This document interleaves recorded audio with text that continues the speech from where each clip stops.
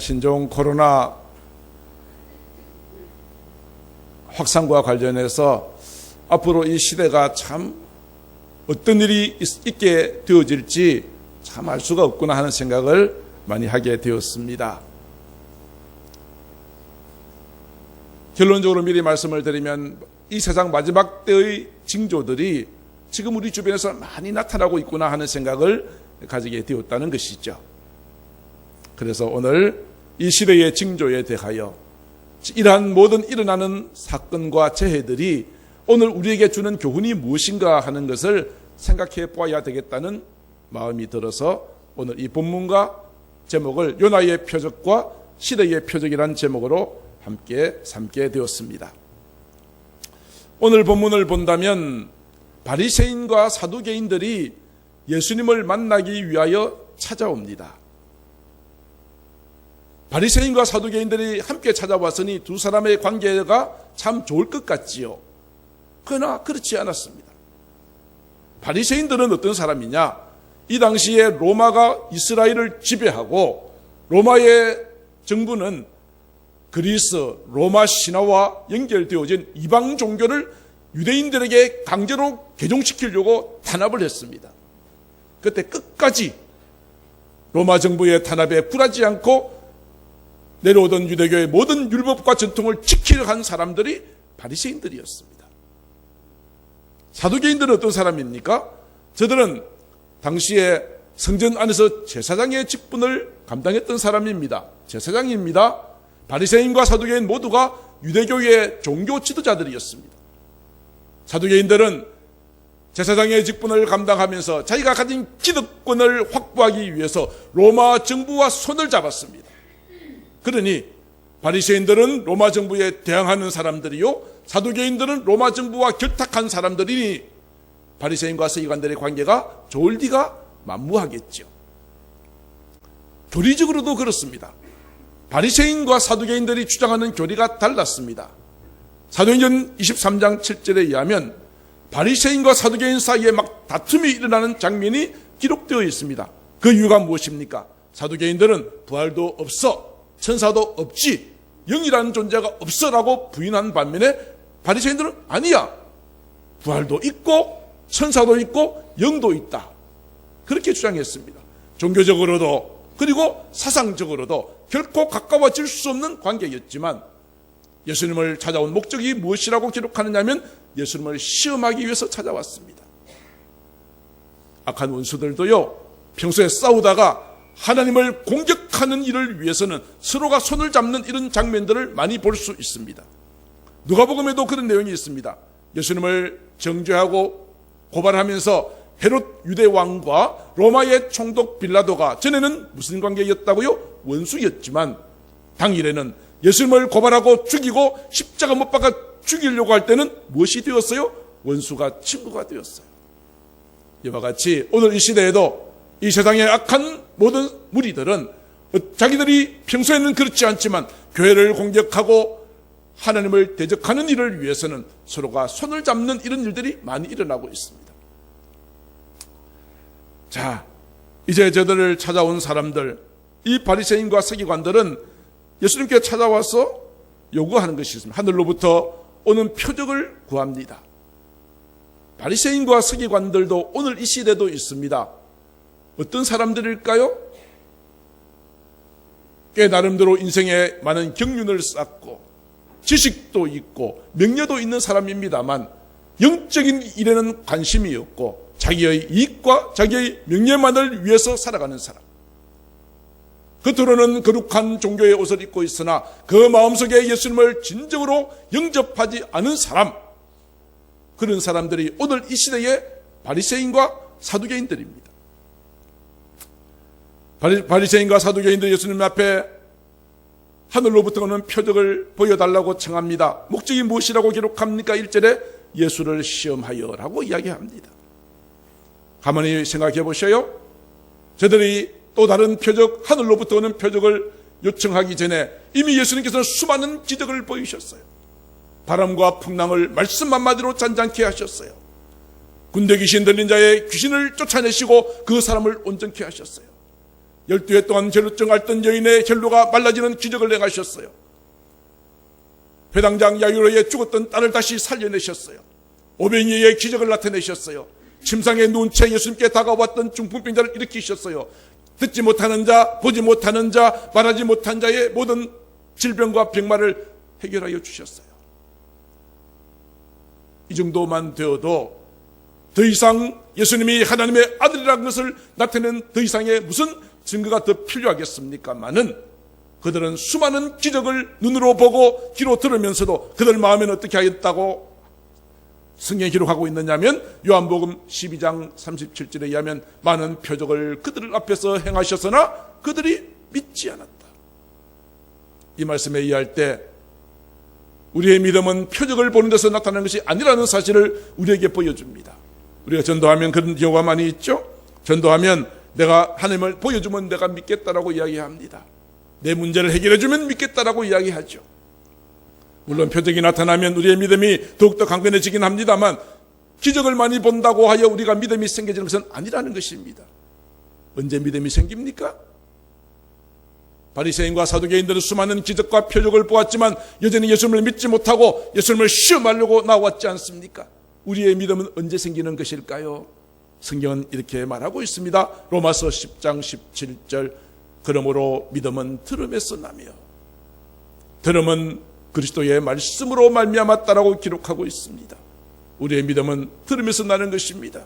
오늘 이 시간 부족한 종이 하나님의 말씀을 전할 때 열린 마음으로 가난한 심령으로 갈급한 심령으로 주님의 말씀을 제가 전하는 말씀을 하나님의 말씀을 듣고 아멘 아멘 하면서 받아들일 때에 우리의 마음속에는 믿음이 생겨지게 되고 믿음이 생겨지면 표적은 나타나게 되는 것입니다.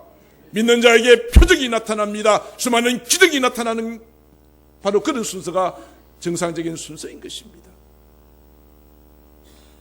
표적을 많이 보았다고 저들이 믿으려고 했다면 이미 벌써 믿어야 될 사람들이었습니다만 저는 하나님의 말씀을 귀담아 듣지 않았어요. 믿지 않았어요.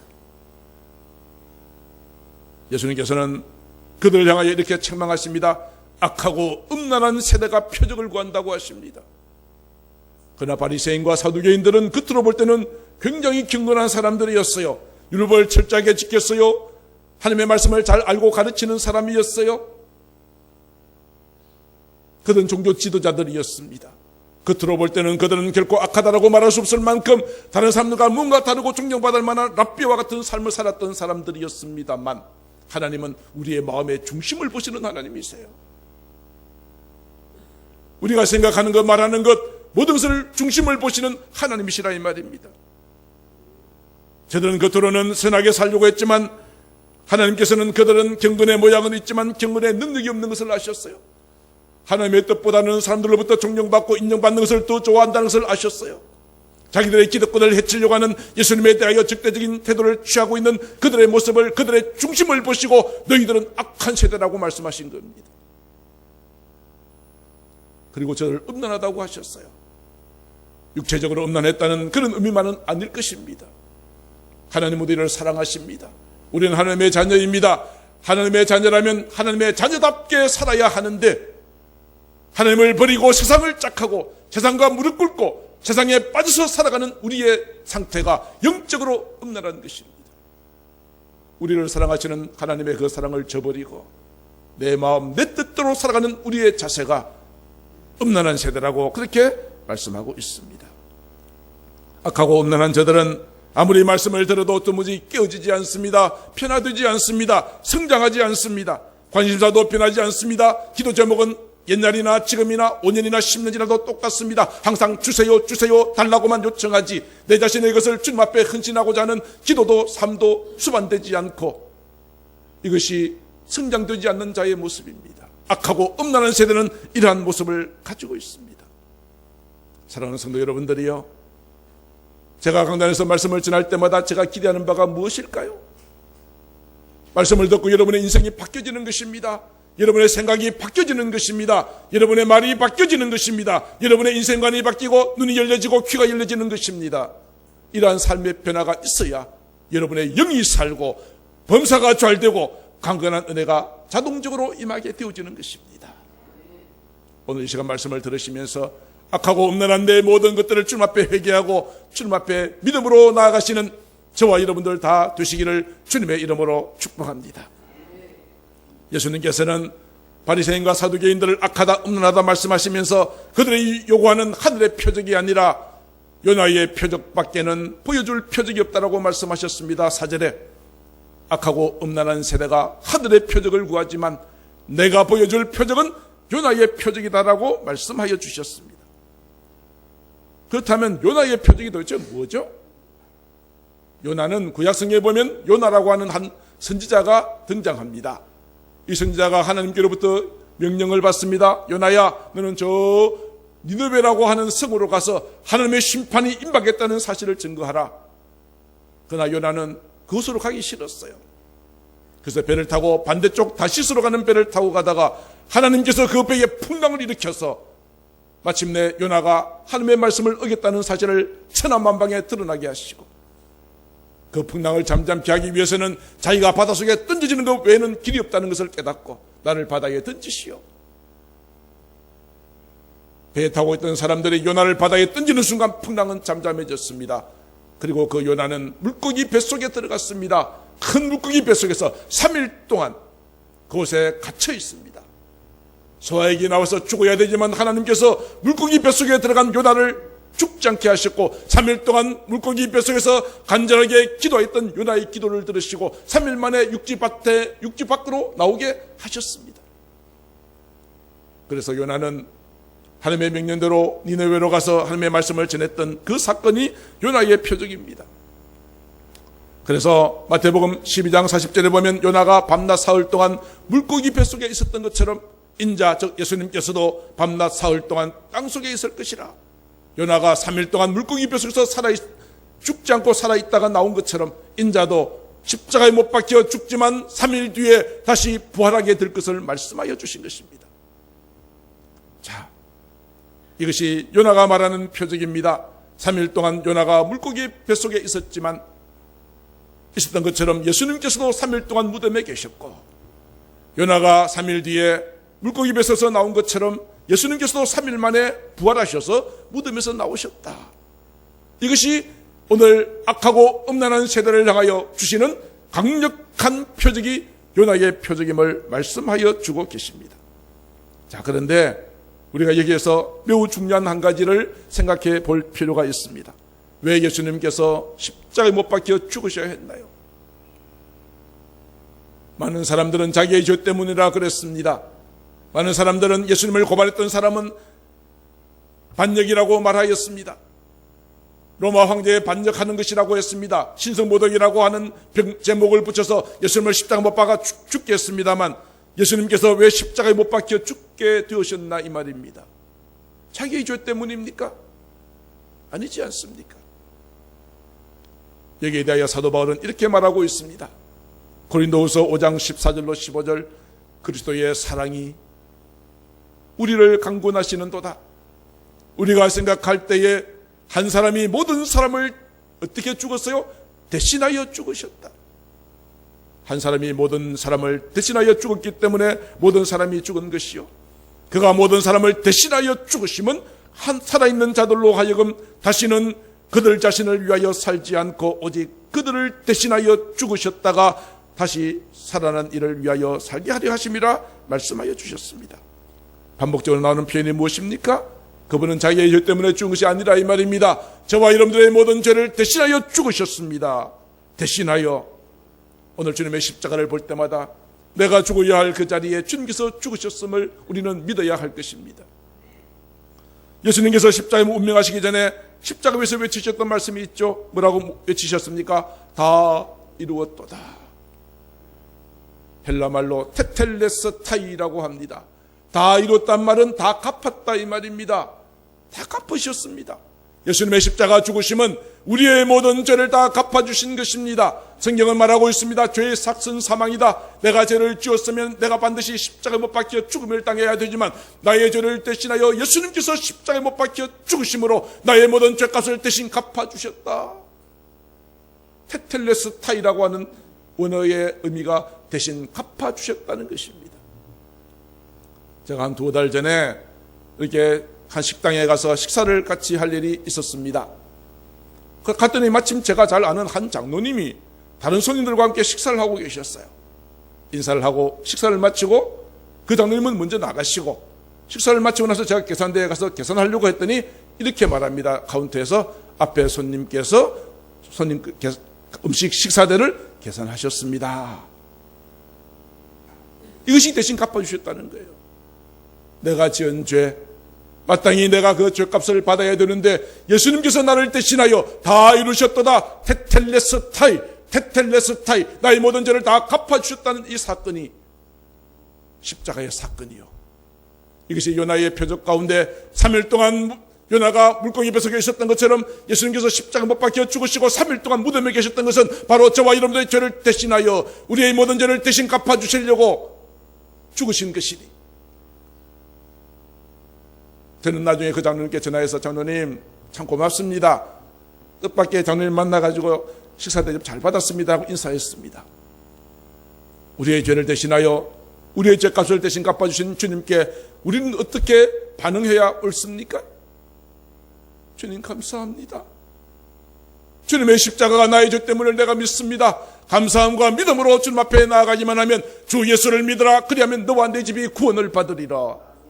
주님의 십자가가 나의 죄 때문에 죽으셨다는 것을 믿고 주님 앞에 감사하며 나아갈 때에 우리에게는 우리의 모든 죄가 용서함을 받게 되고 우리의 모든 삶은 하나님이 함께 하시는 축복된 삶을 살아갈 수가 있게 되어지는 것입니다. 그래서 로마서는 이렇게 말합니다. 예수는 우리가 범죄한 것 때문에 내어줌이 되셨습니다. 또한 우리를 의롭다 하시기 위하여 3일 만에 다시 살아나셨습니다.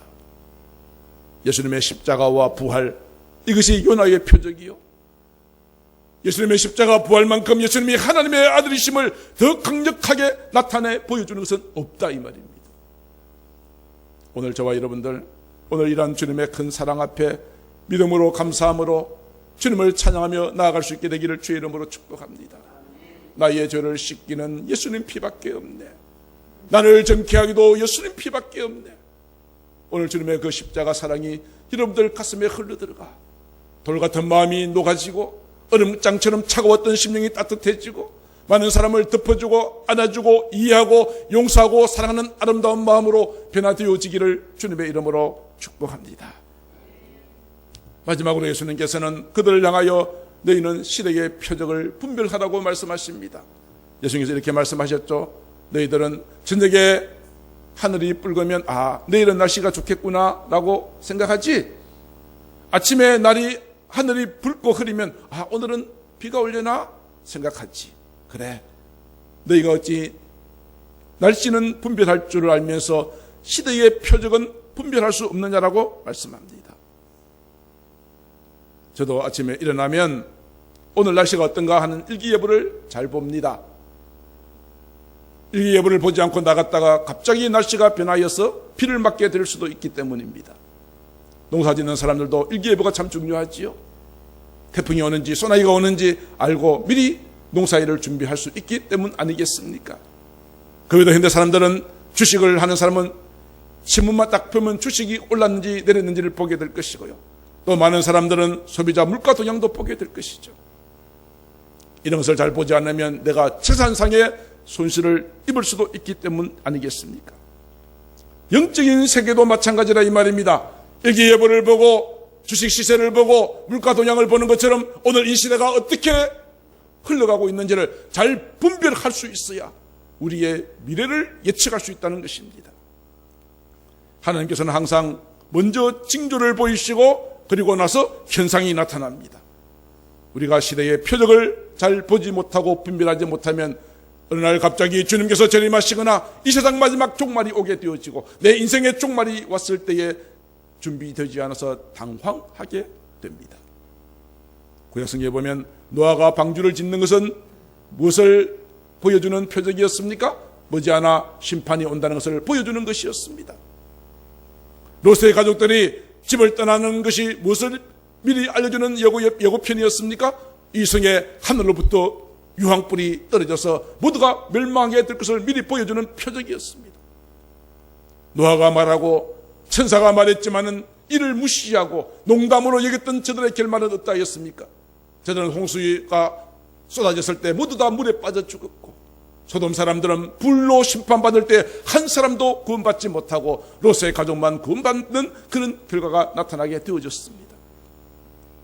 오늘 성경이 전하고 제가 여러분들에게 오늘 전하는 이 시대의 표적을 잘 깨닫고 준비하지 않으면 노아 시대 때와 같이, 소돔과 고모라 시대의 때와 같이 어느 날 갑자기 다가온 심판 앞에 우리는 당황하게 되고 망하게 될 수밖에 없을 것입니다. 요나 이야기를 했습니다만, 요나가 니네웨로 가서 하나님의 심판을 선포했습니다. 40일이 지나면 이곳에 하나님의 심판이 임할 것입니다 라고 요나가 외치고 다녔습니다. 그랬더니 그 니네웨 사람들은 어떤 반응을 보였습니까? 왕으로부터 아이들과 짐승들까지 모두 다 하나님 앞에 회개했습니다. 금식했습니다. 그랬더니 하나님께서 니네웨 성에 내리시려고 했던 모든 심판을 면하게 하셨습니다. 사랑하는 성도 여러분들이요, 오늘 이 시대의 표적을 오늘 말씀을 통해서 증거할 때에 그렇구나, 이 시대가 얼마나 악한지, 우리의 미래가 어떻게 되어질지를 잘 깨닫고 알아서 오늘 기름을 준비 잘한 지혜로운 5 처녀와 같이 오늘 내가 어떻게 살아야 될지, 내가 무엇을 준비해야 될지를 잘 준비하시는 저와 여러분들 되시기를 주님의 이름으로 축복합니다. 그렇다면 이 시대의 표적은 우리가 어떻게 알 수 있을까요? 누구에 가면 이 시대가 어떻게 되어질지를 알 수 있을까요? 방법은 기록된 성경 말씀을 보면 됩니다. 이 말씀 속에 지금 이 시대가 어떻게 흘러가고 있고 앞으로 미래가 어떻게 될 것인가를 잘 보여주고 있습니다. 몇 군데만 찾아보고 말씀을 정리합니다. 구약 성경에 계시록이라고 하는 성경이 있습니다. 다니엘서입니다. 다니엘서 7장부터 마지막 12장까지는 이 세상 마지막 날에 어떻게 되어질 것을 보여주는 책이 다니엘서 후반부입니다. 그 가운데 하나만 예를 들어 보겠습니다. 12장 4절에 보면 다니엘아, 마지막 때까지 이 말을 간수하고 이거를 봉헌해라. 마지막 때가 옵니다. 그때까지 어떤 일이 일어난다고? 2가지가 일어나죠. 많은 사람이 빨리 왕래하고, 두 번째로는요, 지식이 더하게 될 것이라. 많은 사람이 빨리 왕래한다. 자, 이것을 우리가 이렇게 생각할 수 있죠. 지금 이 지구상에 비행기 타면 24시간 안에 못 갈 동네가 없습니다. 지구 반대편도 24시간이면 갈 수 있습니다. 서울과 부산 간에 16분이면 도착할 수 있는 하이퍼루프라고 하는 그런 기관차가 이미 개발이 되었습니다. 아직 설치는 되어지지 있지 않지만 시속 1200km를 달립니다. 이미 미국에서는 이미 그런 제품이 만들어져서 시제품까지는 나왔지만 아직 작동은 되고 있지 않죠. 수많은 교통수단들이 발달되고, 그래서 사람들이 빨리 왕래합니다. 전에 마차 타고 걸어 다녔지만 지금은 비행기로 지구 반대편까지 갈 수 있는 시대가 오늘 이 시대라 이 말이죠. 다니엘이 이미 예언했던 것이 지금 이루어지고 있죠. 그뿐입니까? 지구 반대편에서 일어난 일들도 안방에 앉아서 TV로, 신문으로, 스마트폰으로 즉시 보고 알고 있지 않습니까? 많은 사람들이 빨리 왕래하리라. 사람의 몸만 왔다 갔다 하는 교통수단뿐 아니라 수많은 정보들도 인터넷이나 인공위성을 통해서 다 알 수 있게 되어졌으니, 다니엘이 말했던 이 시대의 마지막 징조 가운데 많은 사람이 빨리 왕래하게 될 것이다 하는 것이 이 시대에 이루어지고 있다. 그렇다면 마지막 때가 가까이 왔구나 하는 것을 알 수 있죠. 자, 아까 첫 번째 뭐였습니까? 많은 사람이 빨리 왕래하며, 두 번째는요, 지식이 더할 것이라고 그랬죠. 지식. 물론 학교에 가서 열심히 배우고 공부하는 것뿐 아니라 오늘 이 시대는 지식이 얼마나 풍부한지 몰라요. 가끔 우스갯말로 이렇게 하죠. 시집간 딸이 가서 집들이 한다고 손님을 청할 때 딸이 부엌에 들어가서 뭐 하죠? 엄마한테 엄마 어떻게 하면 돼? 레시피를 물어보죠. 요새는 그렇게 합니까? 레시피가 누구죠? 네이버 레시피. 인터넷으로 모든 정보를 다 안다 이 말입니다. 대화하다가도 뭔가 잘 모르면 인터넷 스마트폰으로 딱딱 검색어만 넣으면 답이 바로바로 나와요. 지식이 이제는 평준화되었어요. 얼마든지 손쉽게 스마트폰 하나만 가지고 있으면 얼마든지 무궁무진한 지식을 얻을 수 있는 시대가 되어졌어요. 이것으로 보니까 다니엘이 말했던 것처럼 사람들이 빨리 왕래한다. 교통수단, 그리고 인공위성, 그리고 지식이 더하여지리라. 이런 인터넷으로 인해서 수많은 지식을 얻을 수 있는 것들이 오늘 이루어지고 있으니 오늘 이것은 무엇을 나타내는 것이라고요? 이 세상 마지막 날이 가까이 왔다. 구약의 다니엘이 말했던 이 예언이 오늘 이 시대에 이루어지고 있다는 것이죠. 예수님께서도 이렇게 말씀하셨습니다. 마태복음 24장 3절로 5절에 제자들이 질문합니다. 예수님, 주님이 임하심, 재림하시는 것을 말하죠. 이 세상 끝에는 도대체 무슨 징조가 나타나게 될 것입니까? 질문합니다. 예수님께서 이 마지막 때에 어떤 징조가 있을 것이라는 것을 가르쳐 주시죠. 예수님께 대답하여 이르시되 첫 번째가 무엇입니까? 수많은 미혹하는 자가 있을 것이다. 미혹하는 자는 어떤 사람들입니까? 내 이름으로 와서 내가 그리스도다. 가짜 사이비 이단들이 많이 생긴다 이 말입니다. 이만희와 같은 신천지, 그리고 장길자와 같은 어머니 하나님을 믿는 하나님의 교회, 구원파, 여호와의 증인, 이와 같은 수많은 이단들이 생기는 것을 볼 때에 우리가 무엇을 생각해야 된다고요? 이 세상 마지막 날이 가까이 왔구나. 수많은 이단들이 창궐하는 것을 보니까 주님 오실 날이 가까이 왔어. 이것을 깨달아 알아야 된다는 것을 예수님께서 말씀하셨습니다. 그뿐 아닙니다. 난리와 난리 소문을 듣습니다. 뉴스를 들어보세요. 중동에서 또 아시아에서, 우리나라도 지금 전쟁 긴장 관계 속에 있잖아요. 가는 곳마다 시위가 일어나고 데모가 일어나고 암살이 일어나고 전쟁이 일어나고 난리가 난리 아니잖아요. 이런 난리와 난리 소문이 많이 듣겨지는 것들, 이런 것들도 있게 될 것이지만 아직은 끝은 아니다. 민족이 민족을, 나라가 나라를 대적하여 일어나겠고, 이건 전쟁을 말하는 것이죠. 지금 중동에도, 그리고 우리나라에도 이런 전쟁의 위기, 그리고 전쟁이 실제로 전 세계 여러 곳에서 전쟁이 일어나고 있어요. 그리고 자연재해입니다. 곳곳에 기근과 지진이 있게 될 것이다. 이 모든 것들은 재난의 시작이래요. 어쩌면 신종 코로나와 같은 이런 질병도 이런 모든 재해 아닙니까? 이러한 모든 재해들이 많은 사람들의 생명을 뺏게 되는 일들이 일어나게 되면 우리가 무엇을 알아야 된다고요? 주님이 오실 때가 가까이 왔구나 하는 것을 깨달아야 한다는 것입니다. 일기예보 무시하고 나갔다가 비 맞는 것처럼 이 시대의 징조와 표적을 우리가 깨닫지 못하고 준비하지 않으면 어느 날 갑자기 우리가 어려움을 당하게 될 때 우리는 속수무책, 아무 준비가 없으면 어려움을 당할 수밖에 없다는 것이죠. 예수님께서 마지막 때에 나타날 또 한 가지 징조가 있습니다. 많은 사람들이 너희를 환난에 넘겨주겠대요. 기독교에 대한 대대적인 박해를 말합니다. 지금 이슬람 쪽에서는, 중국 쪽에서는 교회를 엄청나게 박해하고 있지 않습니까? 저 북한은 이러한 모든 박해가 1등이 북한 땅이요. 저희는 김정은, 김일성으로 이어지는 3대 그들의 모든 수령을 마치 신처럼 받들고 있는 나라가 북한이요. 중국에서는 이제 교회를 공개적으로 파괴하고 예수님을 믿는 사람을 감금하고 선교사들을 쫓아내는 일들을 자행하고 있습니다. 이런 일들이 일어나면 무엇을 생각해야 된다고요? 주님 오실 날이 가까이 왔구나 하는 것을 깨달아야 한다는 것입니다. 그리고 계속해서 말씀합니다. 많은 사람들이 실족한대요. 교회 다니다가 교회를 떠난대요. 우리나라에도 교회 안 다니다가 안 나가는 그리스도인들, 그 사람들 가나안 성도라고 그래요. 가나안 성도. 왜 가나안 성도지? 가나안을 거꾸로 뒤집어 보세요. 가나안 안 나가 이렇게 됩니다. 예수를 믿지만 교회는 안 나가겠다는 사람들이죠. 교회 안 다니면 어떻게 됩니까? 믿음이 떨어지고 세상에 빠지게 되잖아요. 가나안 성도의 수가 200만이라는 말도 있어요. 많은 사람이 실족한다 이 말입니다.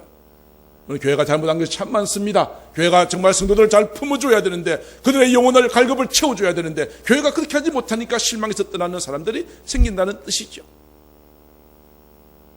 어찌되었든 실족하게 되고 서로가 서로를 잡아주고 미워한대요. 그리고 거짓 선자가 많이 일어난다고 그랬습니다. 그리고 불법이 성함으로 많은 사람들의 사랑이 식어지게 된대요. 사랑이 식어지게 된대요. 사랑이 없는 가정, 오아시스가 없는 그런 사막처럼 얼마나 메마릅니까? 교회 안에서조차 사랑이 없다면 그 교회가 우리가 무엇을 줄 수 있겠어요? 세상이 주지 못하는 사랑을 나눠줄 수 있는 곳이 우리 교회여야 될 것입니다. 사랑이 식어지니까 이 마지막 때가 되면 사람들의 마음은 어떻게 되어질까요?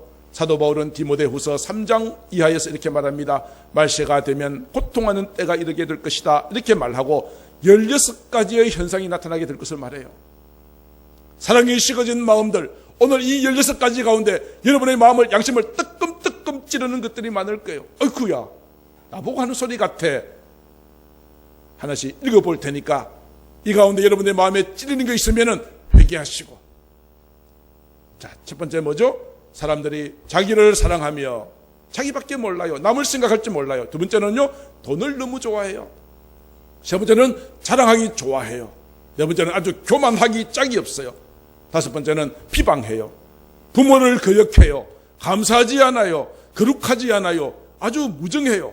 원통함을 풀지 않고 모함하고 절제하지 못하고 사납고 선한 것을 좋아하지 않고 배신하고 조급하고 자만하고 쾌락 사랑하기를 하나님 사랑을 보다 더 좋아하고 경건의 모양은 있으나 경건의 능력은 부인한다.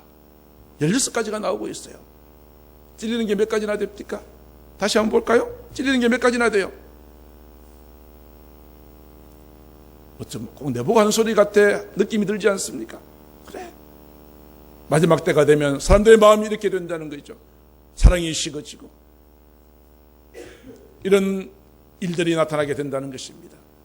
경건의 모양은 있지만, 교회는 다니지만 경건의 능력이 없는 그런 삶을 살게 된다는 것입니다. 이와 같이 하나님의 말씀을 살피면 오늘 이 시대가 어디쯤 와 있는지를 알 수 있어요. 사람이 태어나면 죽을 때가 있는 것처럼 이 인류의 역사는 끝날 때가 있다, 이 말입니다. 그런데 끝날 때가 점점 더 가까이 와서 지금 목전에 있어요. 이것을 어떻게 하느냐? 이 시대의 표적을 보면 안다. 다니엘서를 통해서 말했고, 예수님의 말씀을 통해서 증언하셨고, 사도 바울의 말씀을 통해서 오늘 보인 이런 표적들이 우리 주변에 만연하다면 그것은 무슨 결론을 내릴 수 있나요? 아, 이 세상 끝날 때가 다 됐는가 보다. 항상 11월 달에는 뭐가 있죠? 수능 시험이 있어요. 고3들은 열심히 공부하지만 수능 때가 되면 카운트다운 들어가잖아. 수능 앞으로 100일 남았습니다. 30일 남았습니다. 5일 남았습니다. 카운트다운해서 마지막 공부에 피치를 올리는 것처럼 주님 오실 때가 가까이 왔다는 것을 우리가 안다면 우리는 더욱더 함께 모이기를 힘써야 될 줄로 믿습니다. 기도하기를 힘써야 될 줄로 믿습니다. 우리가 하나님의 내게 맡기신 사명을 위하여 죽도록 충성하여 주님 앞에 설 때에 부끄럼 없는 자가 되어야 될 줄로 믿습니다. 지금처럼 신앙생활에서는 안 될 것이다 하는 것이 하나님께서 우리에게 주시는 말씀입니다. 지금같이 신앙생활에서는 택도 없다는 것이 주님의 말씀입니다. 그러나 아직 기회가 있습니다. 이 말씀을 듣고 깨닫는 자는 주께서 복을 주십니다. 주님 오실 때가 얼마 안 남았습니다. 그래서 사도 바울은 고린도후서 6장 1절 2절에서 이렇게 말합니다. 우리가 하나님과 함께 일하는 자로서 여러분들에게 권면합니다. 하나님의 은혜를 헛되이 받지 마세요. 이르시되 내가 구원 베풀 때에 너에게 듣고 구원의 날에 너를 도왔다 하였으니 보라 지금은 은혜 받을 만한 때요, 보라 지금은 구원의 날이로다. 말씀을 마치고자 합니다. 사랑하는 성도 여러분, 우리 주변에 일어나는 수많은 사건들을 보면서 야, 정말 주님이 오실 때가 머지 않았다는 것을 여러분들 마음속에 많이 깨달으시죠? 예수 안 믿는 사람들도 그렇게 말해요. 세상 말조다 말조다 그러죠? 그래요. 우리는 성경 말씀을 통해서 분명히 이 세상 마지막 날이 가까웠다는 사실을 너무나도 확실하게 오늘 제가 몇 가지 증거들을 보여드렸습니다. 우리 이 시간 우리가 어떻게 해야 할까요? 우리 이 나라 대통령으로부터 나라의 모든 지도자들, 저들의 모든 죄를 우리가 회개해야 해요. 세상의 빛과 소금이 되지 못했던 한국교회의 모습들을 회개해야 돼요. 하나님, 이제 정말 주님의 뜻대로 사는 자가 되겠습니다. 교회가 교회다운 모습을 회복하기를 원합니다. 이런 목사님이나 하세요, 장로님들이나 하세요가 아니라 나부터 시작하겠습니다. 나부터 변화되고 나부터 은혜 받고 나부터 세상의 빛과 소금의 사명을 감당하는 자가 되겠습니다라는 그런 마음의 결단이 있어야 할 줄로 믿습니다.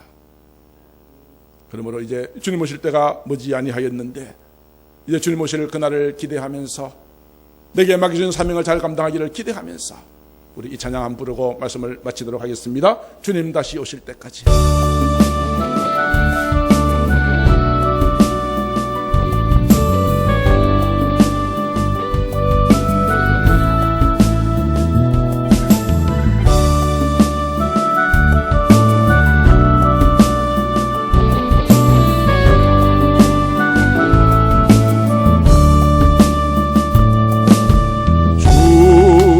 다시 오실 때까지 나는 이 길을 가리라.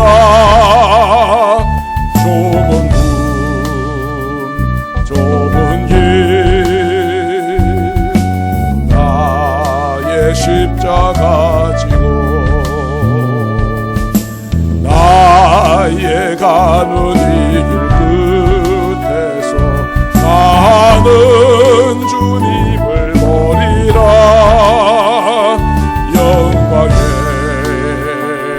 내 주님 나를 맞아주시니 주님 다시 오실 때까지 나는 일어나 달려가리라. 주의 영광 온 땅 덮을 때 나는 일어나 노래하리. 내 사모하는 주님 온 세상 구주시라. 내 사모하는 주님 영광의 왕이시라. 사랑의 하나님 아버지, 이 세상에 흘러가는 모든 모양들을 볼 때에 진정으로 주님 오실 때가 머지 아니하였음을 깨닫게 됩니다. 아버지 하나님이여, 우리의 모든 것은 다 때가 있습니다. 시작이 있으면 끝이 있고, 지을 때가 있으면 흘 때가 있고, 심었을 때가 있으면 거둘 때가 있습니다. 하나님 아버지, 우리가 이 시대를 잘 분별할 수 있는 눈을 열어주시고 지혜를 주셔서 아버지 하나님이여, 오늘 우리에게 맡기신 사명 잘 감당하며 주님 오시는 그날까지 끝까지 믿음으로 승리하는 저희들 되게 하여 주시옵소서. 이 모든 말씀을 사랑이 많으신 우리 구주 예수님 이름으로 기도드리옵나이다. 아멘.